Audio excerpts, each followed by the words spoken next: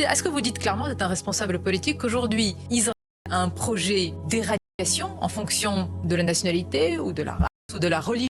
Est-ce que c'est assez? Mais elle, en fait, elle vit dans le monde de oui, voilà. Tous les matins, elle sort de chez elle. Oui, elle monte dans sa petite voiture jaune et elle part, voilà. Bonjour à tous, j'espère que vous allez bien. Bon, alors aujourd'hui les gars, on va voir Fabien Roussel qui s'occupe de 3 journalistes en même temps. Vous allez voir ça, c'est incroyable, il les envoie les 3 au tapis en même temps. Mais avant toute chose les amis, n'oubliez pas de liker cette vidéo, c'est super important pour le référencement. Bon allez, on y va, on se regarde ça ensemble et on réagit. Israël mène un génocide à Gaza pour vous. Oui, et essayez de trouver même une comparaison dans l'histoire, et vous verrez sur quoi vous tomberez. Un territoire qui est enfermé, fermé, sans aucune issue, où il y a 2000... Vous avez compris qu'est-ce qu'il veut dire avec la comparaison? Essayez de trouver une comparaison dans l'histoire et vous verrez sur quoi vous tombez. Et ça marche avec tout le monde, hein. Essayez de trouver une comparaison sur ce qui se passe à Gaza dans l'histoire, vous allez comprendre. 2 100 000 habitants, qui est la population de Paris. 2 100 000 habitants dans un territoire qui est fermé, bouclé, ils ne peuvent pas en sortir. En même temps, ils sont bombardés, et en même temps, il n'y a aucune aide humanitaire. Quelle est la comparaison que vous avez à l'esprit? Ben, je cherche. Je vous pose la question, vous la suggérez? Aussi pire, j'en ai pas trouvé. D'une telle ampleur, je n'en ai pas trouvé. Et quand on regarde dans l'histoire récente, des sièges où des populations ont été assiégées, bombardées, vous avez compris, il a dit je n'en ai pas trouvé. Même avec les Allemands, il n'en a pas trouvé. C'est Sarajevo, c'est le ghetto de Varsovie. Donc pour vous, il y a une comparaison. Israël, ensemble, mène une politique qui vous fait penser au ghetto de Varsovie. Ouais. Donc vous nazifiez Israël. Les mots. Non, je dis pas ça parce les mots que ont justement, une importance je ne dis pas ça parce que vous parlez du ghetto de Varsovie, mais vous nazifiez pas Israël. Non, pas du tout. Pas du tout, je ne dis pas ça, mais je cherche des comparaisons. Et les 5 millions de Palestiniens, qui attendent après un État depuis tant d'années, sont persécutés. La moitié d'entre eux vivent dans des camps d'apartheid. Il faut aller les voir, les 2 millions de le ghetto de Varsovie. Alors lui, il leur dit de la folie. Il leur dit de la folie sur la réalité de ce qui se passe en ce moment même à Gaza. Et eux, ils osent répondre comme des chiens de garde, voilà. Est-ce que vous faites ça? Est-ce que vous faites ça? Ils essayent de l'attraper sur un mot, en fait. Ils essayent de lui faire dire quelque chose qu'il n'a pas encore dit pour, voilà, faire scandale sur lui, en fait. Oui. Mais vous savez qui était responsable du ghetto de Varsovie? Oui, mais c'était les nazis.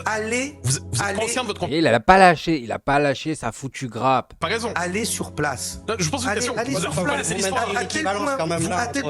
Mais trouvez-moi. Voilà, allez sur place, mais même pas aller sur place, hein. Regardez simplement des vidéos, vous allez comprendre. Trouvez-moi d'équivalent. Non, je retourne à la question, pardonneur. Vous connaissez l'histoire. Le génocide, est-ce que vous dites clairement d'être un responsable politique qu'aujourd'hui, Israël a un projet d'éradication en fonction de la nationalité ou de la race ou de la religion? Parce que c'est assez... Mais elle, en fait, elle vit dans le monde de oui, voilà. Tous les matins, elle sort de chez elle. Oui, elle monte dans sa petite voiture jaune et elle part, voilà. Que fait référence le terme de génocide, qui est un terme pas anodin. Je reviens avec le sentiment, le gouvernement d'extrême droite, fasciste, de M. Netanyahou, le pire que ce pays n'ait eu, il est en train d'accélérer la création d'un grand État d'Israël. Moi, je me pose juste une question là, c'est pourquoi en fait ils essayent encore d'aller sur des plateaux télé comme ça, convaincre des journalistes qui sont, voilà, on sait très bien, il a choisi comment remplir son frigo, le mec. Israël, de faire en sorte de les affamer, de les terroriser à tel point qu'au bout d'un moment, ils ouvriront la porte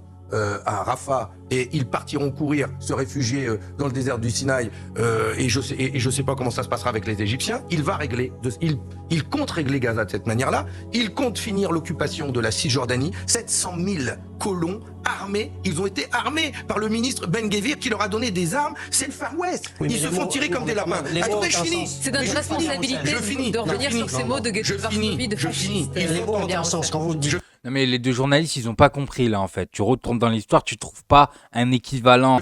Un génocide, c'est une volonté planifiée, organisée d'élimination. Ben, dites-moi que ce n'est pas planifié. Moi je dis hagra. Je connais la définition de ce qu'est un génocide. Et il faut qu'il y ait l'intention. L'intention d'éliminer un peuple, l'intention de tuer, l'intention d'éradiquer une population. D'accord ? Dites-moi ce qui se passe à Gaza. Il n'y aura pas de sécurité dans ce... C'est simple, voilà, tous ceux qui les défendent, c'est très simple.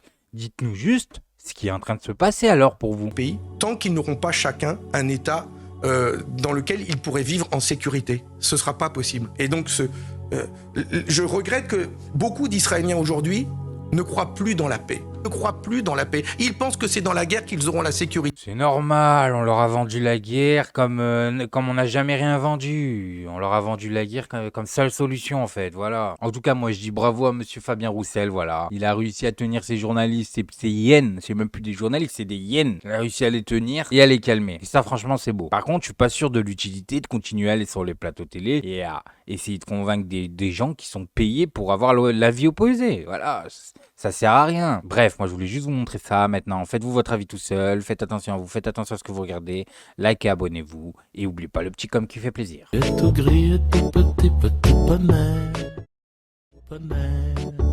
Tu gambades dans les prés sans te soucier du temps qui passe, petit poney.